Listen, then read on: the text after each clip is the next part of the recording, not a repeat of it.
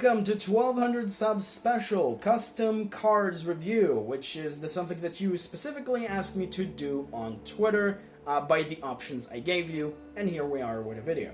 Now, I want you to let me know in the comments down below how much frequent you want to see this type of video, because I really enjoy making these, but I just really want you to let me know when you want to see these, because I can make these like a week or so, I think, every single time, or 2 weeks, but I want you to tell me how much frequent you want to see this. 2 weeks, a month, 2 months, whatever. Just let me know so I can do more videos like this, because I do enjoy them.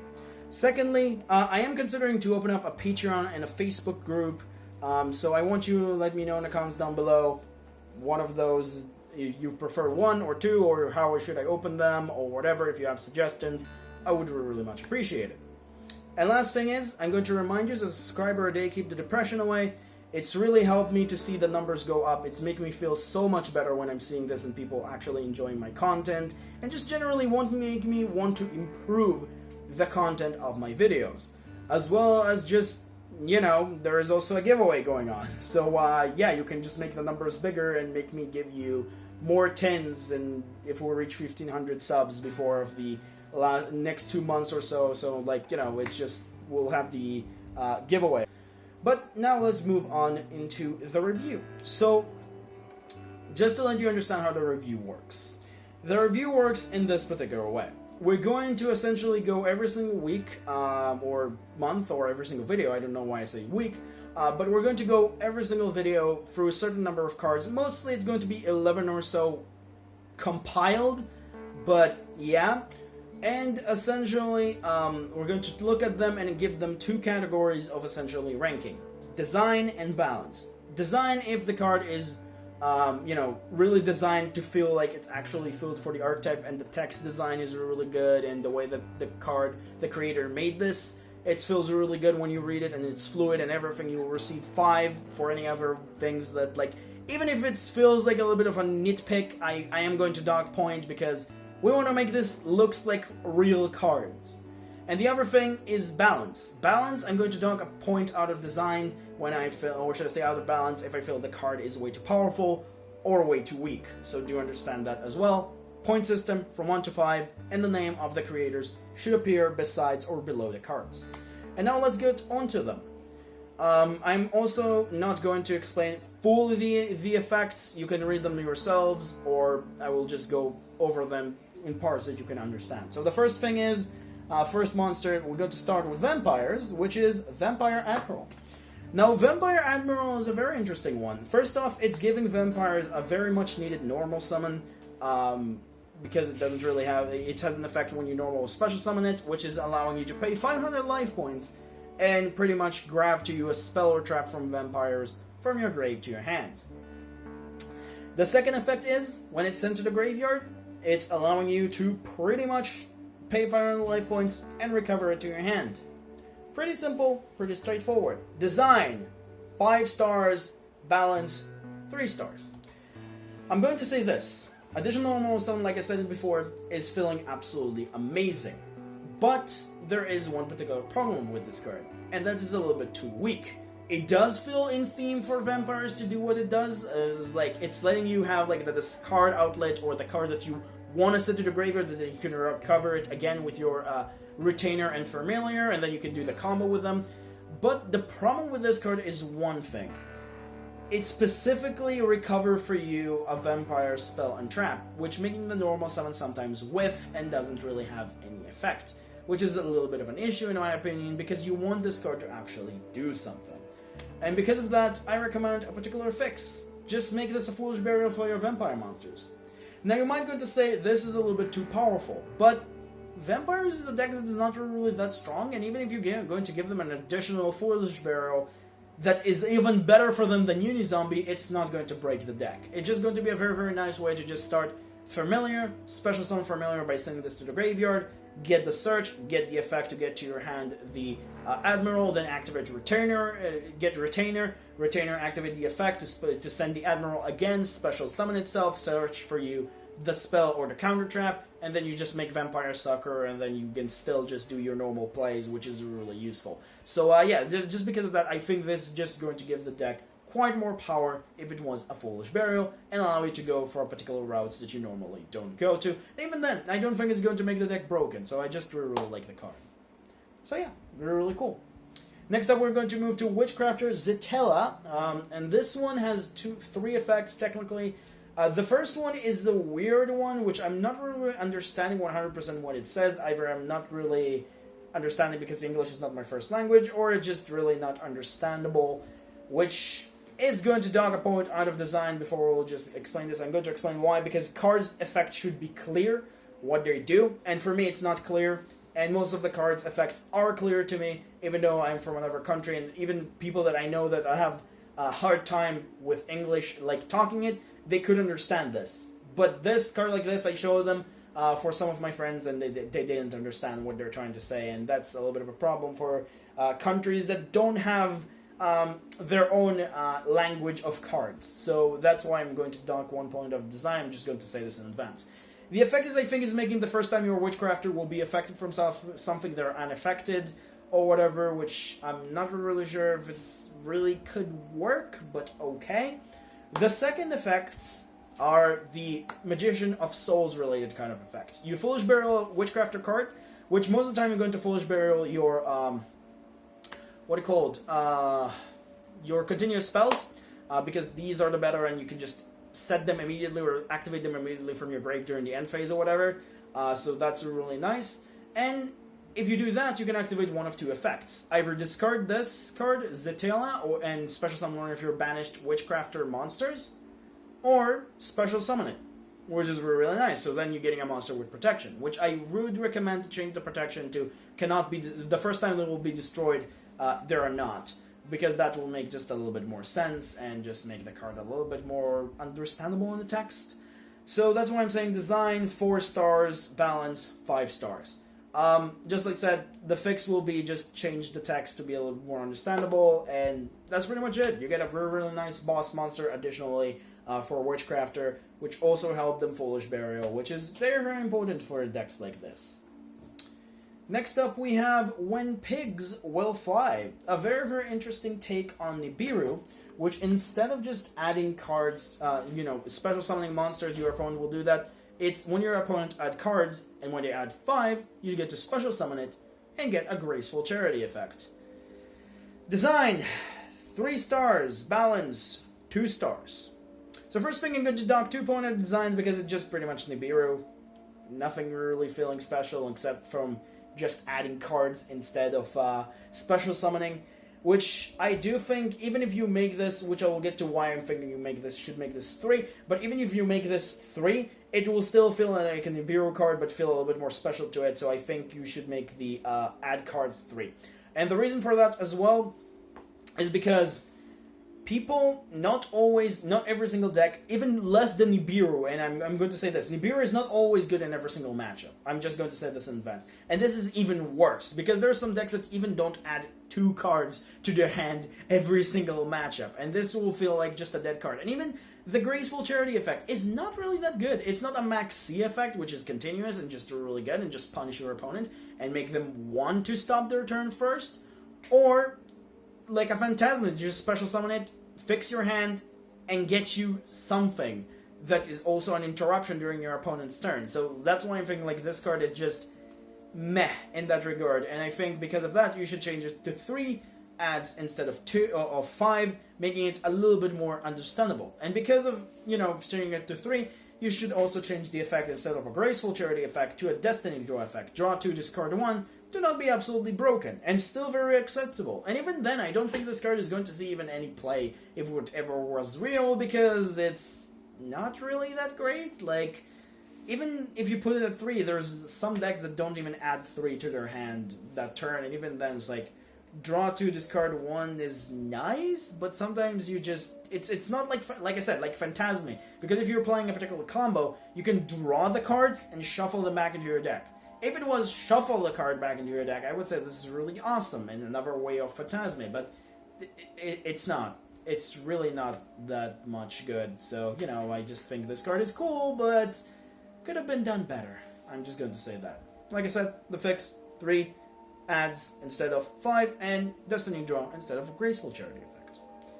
Next up, we're going to move to something very, very interesting. I seen this person just saying that because of the new Ra support, he wanted to make also for the other gods disciples, so they will feel a little bit more, something for them as well, and not only Ra getting all the fun. And he created Obelisk Disciple and Slifer Disciple. I'm going to give them immediately 5 stars by design because I think they're really, really cool. And balance, however, I'm going to give them 2 because I'm going to explain to you why. So the first one is Slifer.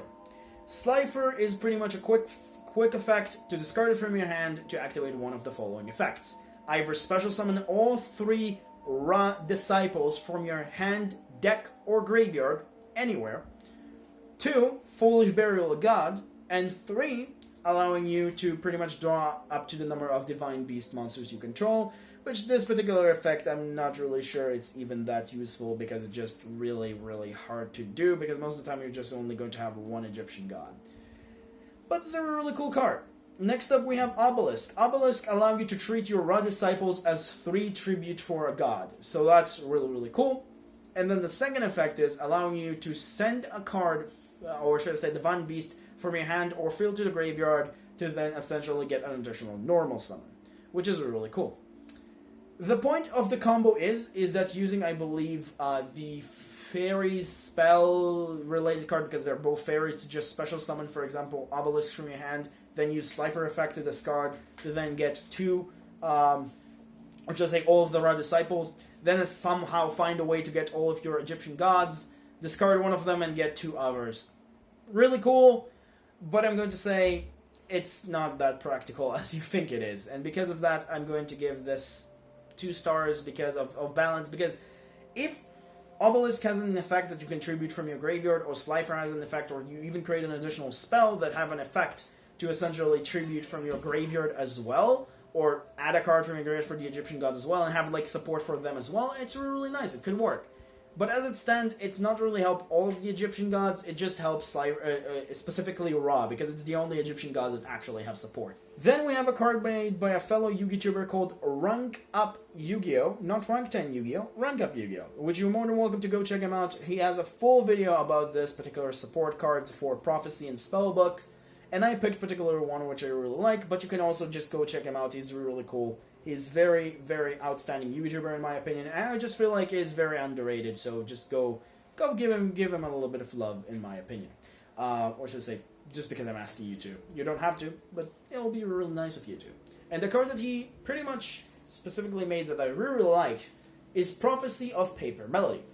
Now this card is really, really nice. It's count as a spellbook always, and then you can reveal a spellbook to special summon it.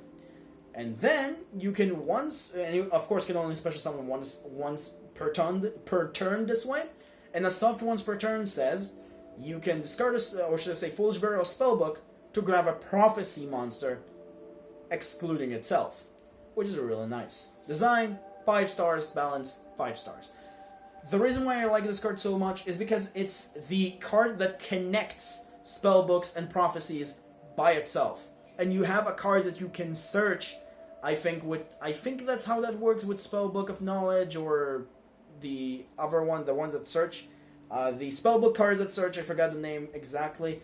I think it's Secrets. Regardless, that card is just essentially allowing you to search a spellbook card, and I think this one can just pretty much be searchable. Secondly, even if it's not searchable, it's just a really nice card to just combine the archetypes together. It's always counted as a spellbook, so you can just use it for other effects.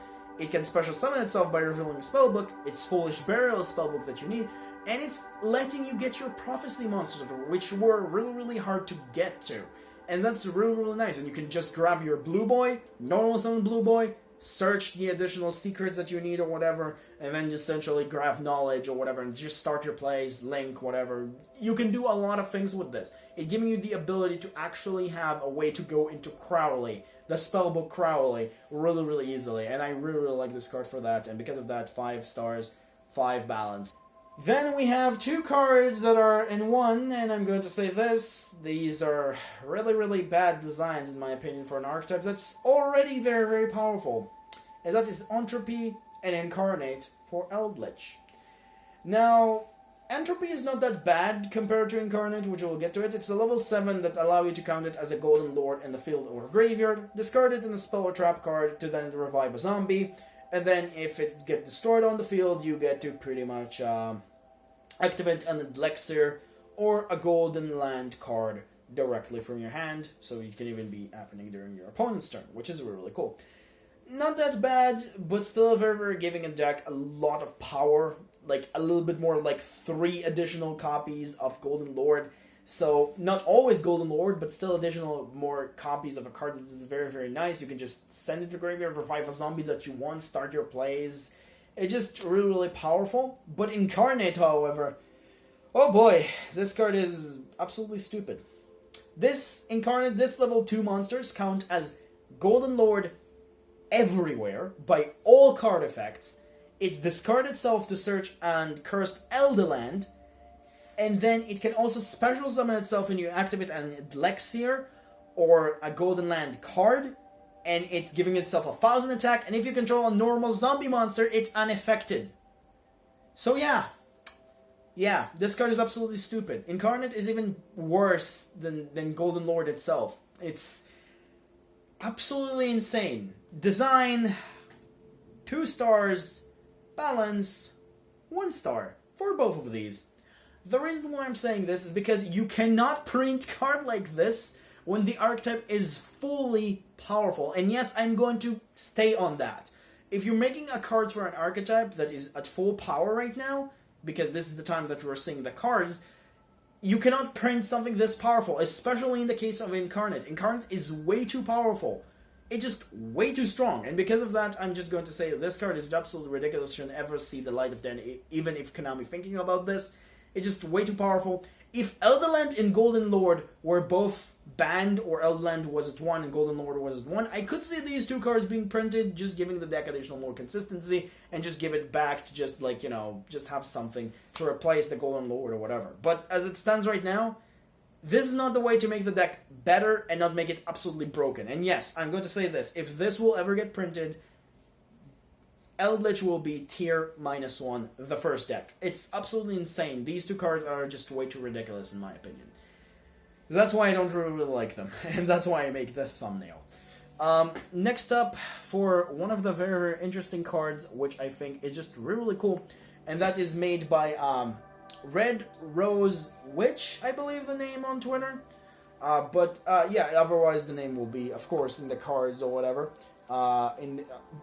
Beside or below the card. Regardless, Evolutionary Parasite is a very, very interesting hand trap. It's allowing you to essentially, when your opponent special a monster out of your extra deck, to just put it from your hand on the top of their extra deck, face up. And then the next time they summon a monster from the extra deck, it is not summoned, and they're summoning this instead. The extra deck monster is not sent to the graveyard or anything, and they're, like, for example, if it has a hard once per turn effect to just only summon it once per turn, it will not affect that. It's just going to essentially just summon this instead. So if you're particularly going into a Link play, it just stopped that. Xyz play, it just stopped that. It just, that's the point of this card. And then it also says that you cannot add cards to your extra deck, or should I say pendulum monsters specifically, you cannot add them to your extra deck, and they stay in the graveyard instead, or should I say sent to the graveyard instead. And lastly, the other effect is that you cannot use this for summon a card out of your extra deck. So this is pretty much what the card does. I really, really like the idea of this card, and just it's really, really cool in my opinion. Design, 4 stars, balance, 4 stars. So, few things first. First, in terms of design, I'm not going to say that it's probably going to sound a little bit of a nitpick for you, Red Rose, if you're going to watch this. I do love the card a lot, but writing that you cannot add pendulum monsters or sending them to the graveyard instead of like adding them to the extra deck is not necessary. And I'll explain the ruling, because a lot of people forget that. When you activate Macrocosmos, what happened to pendulum monsters? They get banished. Why? Because even if pendulum monsters go into the extra deck, they technically work their way from the graveyard first to the extra deck. So they do send themselves for a millisecond to the graveyard and then go to the extra deck. That's how that works in terms of ruling. So that's why things like Macrocosmos, if you activate this, or Dimensional Fissure, just banish them. That's how that works. And that's why just saying you cannot add cards to your extra deck just can fix that. So then they specifically cannot go into the extra deck. and then you can just specifically also stop cards that shuffle things back into the extra deck as well, so that could be really, really cool. Secondly, not making this card be used for material from the extra deck, that's the reason why I dock a point out of balance. I think it's a little bit too powerful. Insect level 2 Earth is already a hard type and attribute monster to use anyway. And because of that, I think you should just not put this limitation. You already stop their summon anyway, and you just kind of make their play awkward. I do understand what the point of this is, but sometimes by even making this and just putting it on top of their extra deck, you just already made their turn end. By making this a card that you can just also use for, for your extra deck, you kind of making it a little bit less broken, and I think this is the way to go with this. And lastly, we have a card that essentially was created by Invoked 101, which is really cool. It created 5 cards of support, but this one specifically is the card that I really liked out of all of them, and that is Vendread Defeat.